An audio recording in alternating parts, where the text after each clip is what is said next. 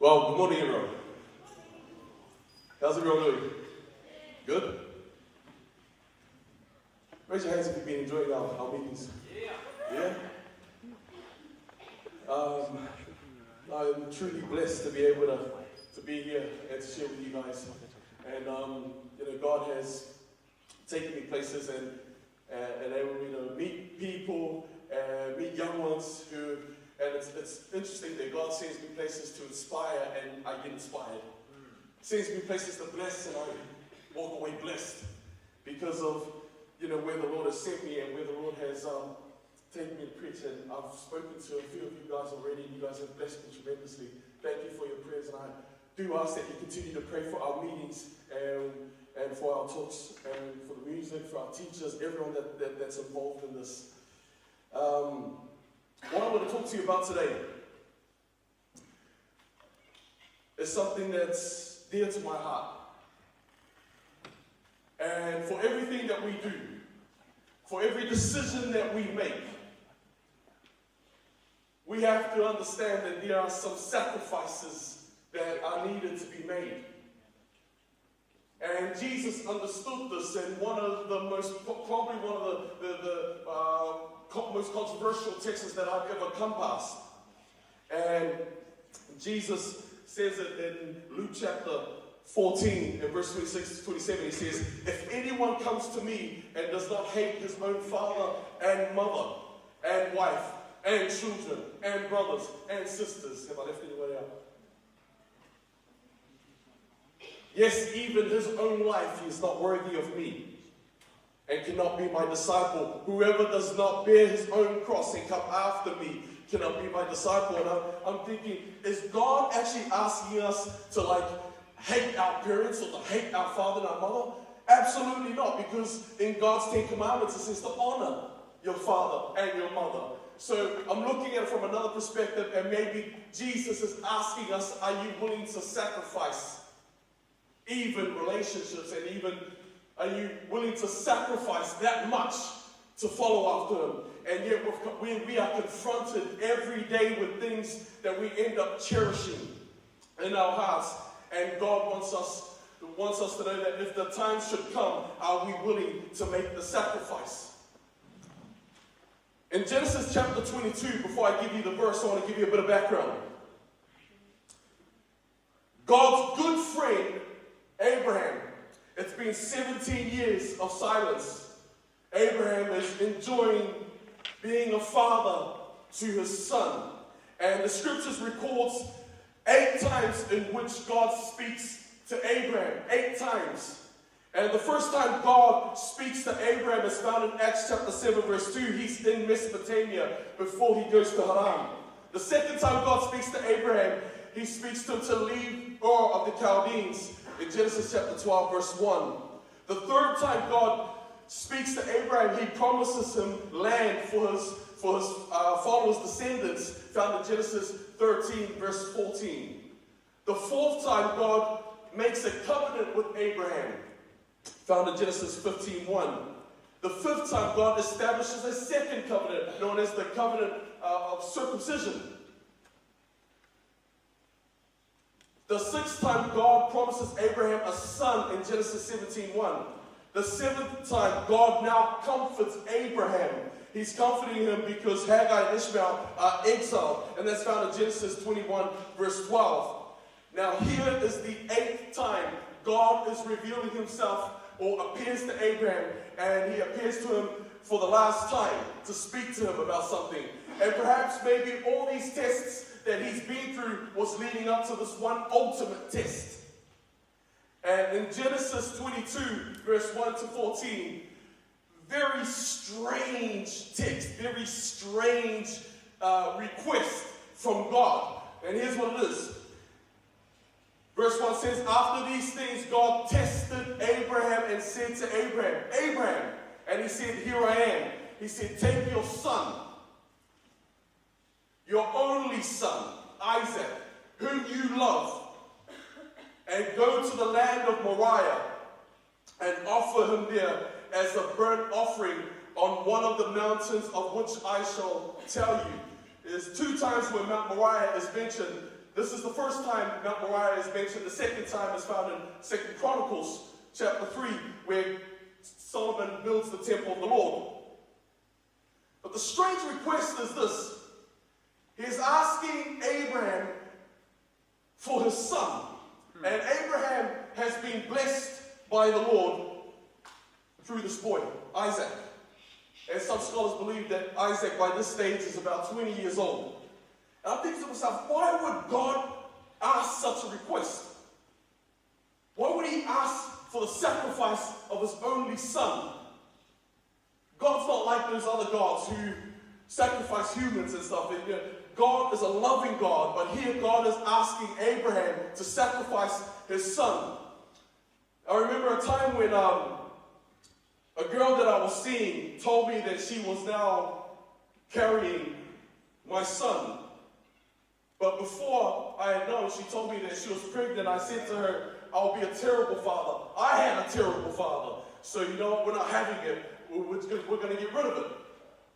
And she said to me, I'm not getting rid of the boy. It's up to you whether you want to be with him or not. Or you want to be with us or not. But I'm keeping the boy. Or I'm keeping the baby. And so, as stubborn as I was, I said to her, well, you know, we part ways.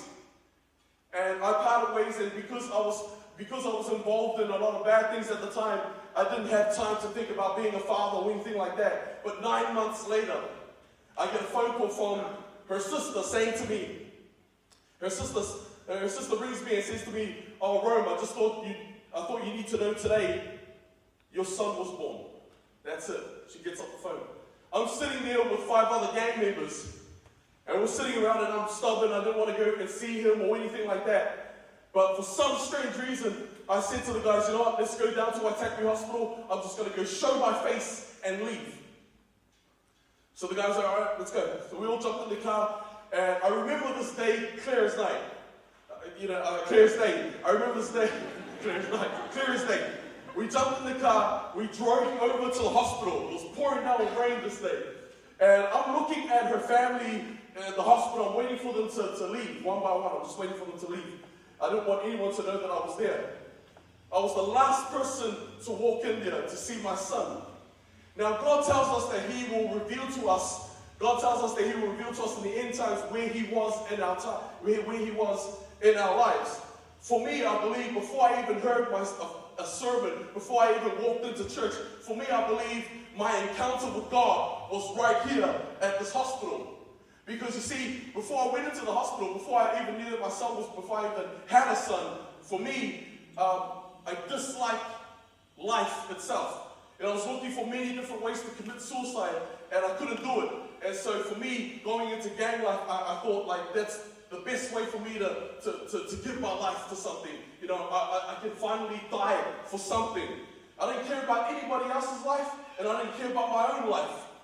And so when I went into this hospital, I saw my son sleeping on one side and his mother on the other. No, my son was awake, his mother was asleep. I walked over and I see my son, and I froze when I saw my son. He's like laying there, and you know, his fingers, I can still remember his fingers and his eyes as he's looking around the room. And I remember picking him up, and I told the guys that were in the car that I was only going to be in and out. But when I walked in there, I picked up my son. I held him close to me.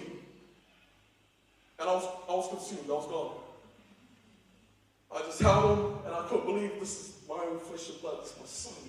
And I was kissing him, talking to him, holding him at the edge of the bed, just going, oh, this is my son. This is like me all over again. This is my second chance of life right here. Looking at my boy. I was in there for like more than 4 hours. Time just flew. I just sat there just looking at my son. I could not believe this is my son. I put the boy down and I said to his mother, do not buy him anything. Or if you've already purchased him something, I want you to return it. Because I want to be the first one to buy him his first outfit. I want to be the first one to buy him his first this, his first that. And I'm telling you, I was so in love with my son. The first time I've ever fallen truly in love was when I first held my son, when I first saw him. So I said to myself, I needed to see this boy tomorrow, and in order for me to see this boy tomorrow, I need to survive tonight.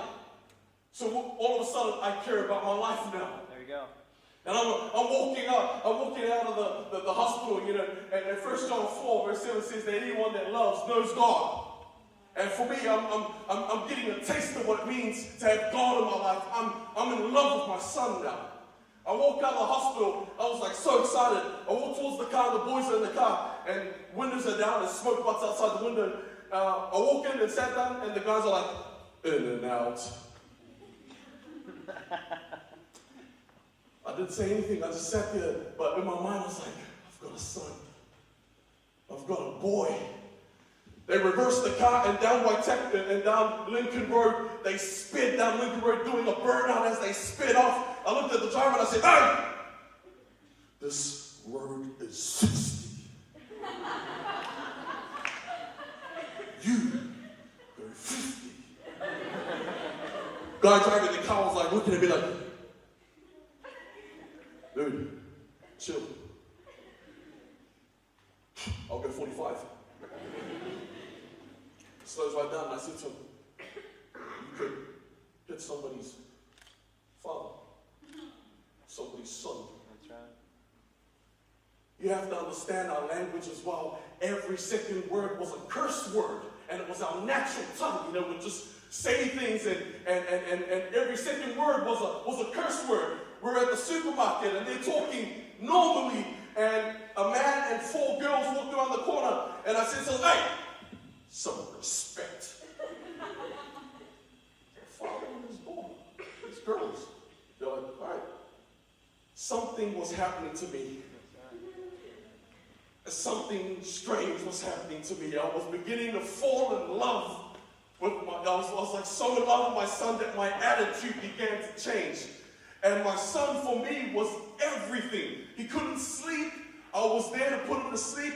You know, I would buy him gifts for his birthday. I would buy him gifts for Easter, Christmas, you name it. Any reason, I would buy him a gift because just the look on his face when he's opening that gift, I'm telling you, it's priceless. The guys will be like, come on, Rome, we've got to go, man. I'll be like, just shut up and wait. His face. We could be having an awesome party. Everybody's like, yeah, my phone rings. Rome, your son can't sleep. Party over. Everybody go home.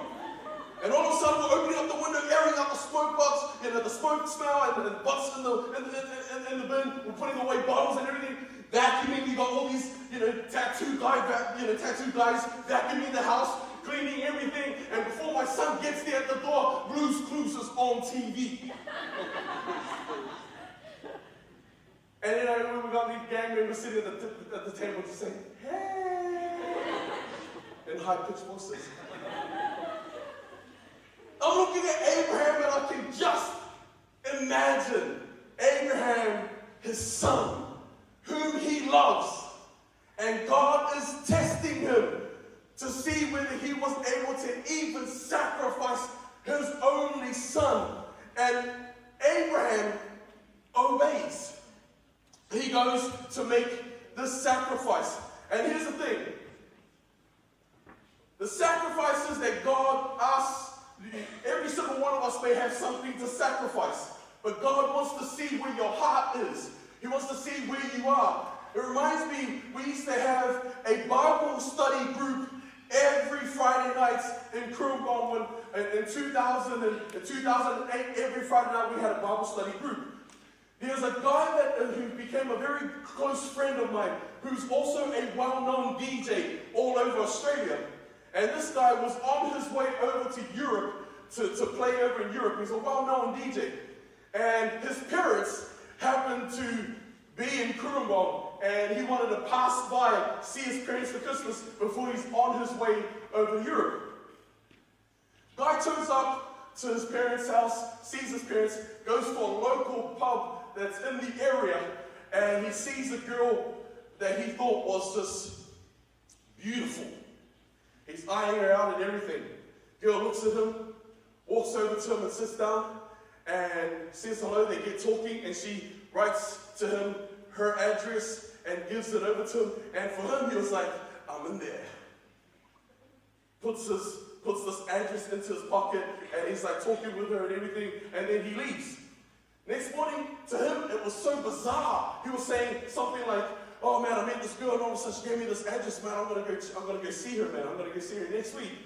He goes to that address the following week, knocks on the door, hoping to get lucky. Well, he got lucky that night. He walked into the house, and there was a Bible study group going on. He walks in there and he stands and he's looking around in this awkward stand. Everyone's looking at him, he's looking at everyone, and they say, welcome, have a seat, have a seat. And he said he couldn't even leave now because it was like, oh, okay. And he slowly walked over and he sat by the nearest chair nearest to the door. And he's probably wondering like, oh, I'm here to see somebody. He couldn't say anything. He had to just sit there and listen to the guy who was doing the Bible study. Guy takes the Bible study, and guess what? It was exactly what he needed to hear that day. He really needed to hear what this guy who was doing the Bible study had to say. To the point that at the end of that Bible study, the guy left. Following week, he's back again. And for the next few months, he's attending our Bible studies. The following year, he's baptized. Yep. He gives up this whole DJing business and decides to go on missionary work.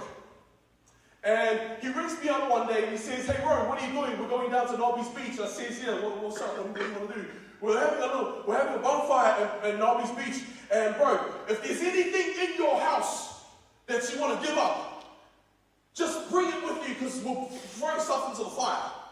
And I said to him, oh, sweet, okay. So, I got nothing to do after Sabbath. So, after we closed Sabbath, I was like looking around the house, what can I burn? Looked down, I saw a DVD and I said, yeah, I'll just take that, put it in my back pocket, I'll burn that. Jumped in my car, got out to Nobby's Beach, and I saw the flames. And the flames had funny colors. It was like rainbow colors. I was like, what's going on here? And the strange smoke coming up. And when I got closer, lo and behold, he had thousands of dollars worth of DJ equipment inside the fire. And I said, dude, is that your turntables and all your records? And he looked at me with a big smile and he said, yeah, man, this is how the devil was working in me, man. I'm not going to give this to anybody else. I'm burning this right here. What'd you bring? I felt like this small, man. I felt like a little wimp. I pulled out a little DVD and threw it in. He was making a sacrifice that he knew. There was something that the devil had a hold on him. And he said to himself that in order for him to make the next few steps towards God or to grow in the spiritual life, there's some things that he needed to give up. There are some sacrifices that he needed to make. And for him, this was the sacrifice that he was going to make for the Lord. And he realized also that even when he steps forward to do something else, that there were also sacrifices that he needed to make. And some of us, even teachers, have made sacrifices in order to be here. We've made some sacrifices in our own lives in order to make a relationship or to have a relationship with our Lord and Savior. I know for myself, I made some sacrifices in order to be connected with Jesus. There are some things in our lives that we need to sacrifice. And here's the thing.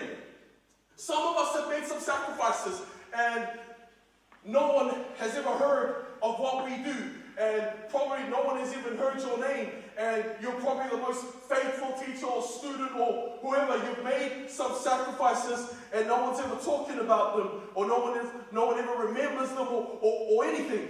It reminds me of a battle that took place in 1972, the battle of, it's called the Battle of Berat in Oman.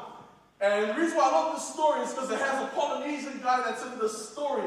And it's an SAS story, and this guy who happens to be Fijian, whose name is Talalabalaba.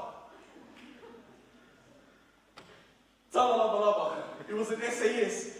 5 of them were dropped off to look after a village and hold off any enemies, any of the enemy that would advance to this place. And they were told to hold them off. And they were hoping that they could just stay there and look after this place and they would not be attacked at all until the next 4 or 5 days. Unfortunately for them, these guys attacked in the next 2 days. So these guys had to do something quickly. They were attacked early hours of the morning. And these 5 SAS guys woke up early in the morning and they found themselves in the middle of a battle. And they were trying to battle back these terrorists, fight them back. But their only hope of surviving, their only hope of winning this battle was a 251-pound gun that happens to be 700 yards away. And it was too late. It was, guns, bullets were flying left, right, and center. And they said, there's no way we can make it. So, we'll just fight till the last man right where we are. Talanoa disobeyed orders and said, I'm going to make that quick dash over to where their gun is. And it takes 3 men to operate this one gun. And Tala gets up, he makes a run for it, and by the grace of God, as bullets were flying, not one of them hit him as he dives to where this gun is. He gets up and he operates the gun on his own. And they were able to hold off the enemy that whole day. They were fighting them off that whole day. But at the end of the battle, as reinforcements came, they came to check over at Tala because they were trying to talk to him by the walkie. Tala was not answering them back. But when they get over to where he was in that gun, he was lying right next to that gun. He had been shot a few times. They took his body, they buried it in an unknown location. They never told his story. They never gave him the 21-gun salute. He was worthy, what he did, his sacrifice was worthy of the Victorian Cross. But he never received that either. It was just quiet. Only 3 people attended his funeral. But in his home in Fiji, they have a monument with his name on it. They still talk about his story, and they still talk about what he has done. They still talk about how he gave his life, how he made this sacrifice. Well, let me tell you something. Some of us will make some sacrifices, and no one will probably hear about them. Some of us will probably already made sacrifices, and no one will ever talk about you or say anything. But somewhere up there in our home in glory, there is our name somewhere where angels are rejoicing over the things that you have done, over the sacrifices that you have made. Because what you give up for God, or what you give to God, you can bet your last dollar God is going to restore things that you have lost and give you things that's much better than the things that you have sacrificed. So when Abraham walks up to this mountain, he doesn't walk up with no faith. He actually walks up there knowing that he's walking towards the giver of life. And here's what it says in verse 5. He says, then Abraham said to his young men, stay here with the donkey. I and the boy will go over there and worship, and we will come again. That's right. Hebrews 11 verse 19 tells us that Abraham he knew rightly that when he goes to make the sacrifice, that God is the resurrector, that he would always give his son back. And this was God testing him. So here's what Abraham does. In verse 14, Abraham is so happy. And here's what he did. He says, so Abraham called the name of that place. The Lord will what? The Lord will provide. As it is said to this day, on the mount of the Lord it shall be provided. But you know what that word provide is in the Hebrew? It's ra. It's actually translated saw or seen. So you read it this way. So Abraham called the name of that place, the Lord will be seen. As it is said to this day, on the mount of the Lord, it shall be seen. The Lord shall be seen. The Lord was right there, comforting Abraham. The Lord was right there in the sacrifices that he made. And it says in John chapter 8, verse 56, that Abraham looked forward to seeing his day. Jesus says, Abraham looked forward to seeing my day. Yea, he saw it. Yea, he saw it. It was almost like a vision that Jesus would one day make his sacrifice for you and I. So what am I come here to say to you?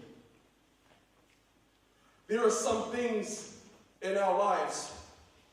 There are some things in our lives that we are cherishing, or there are some things around us that are preventing us from making that step towards God, or making that step to make a relationship, or even making that step to be active for God. There is something that is holding us back.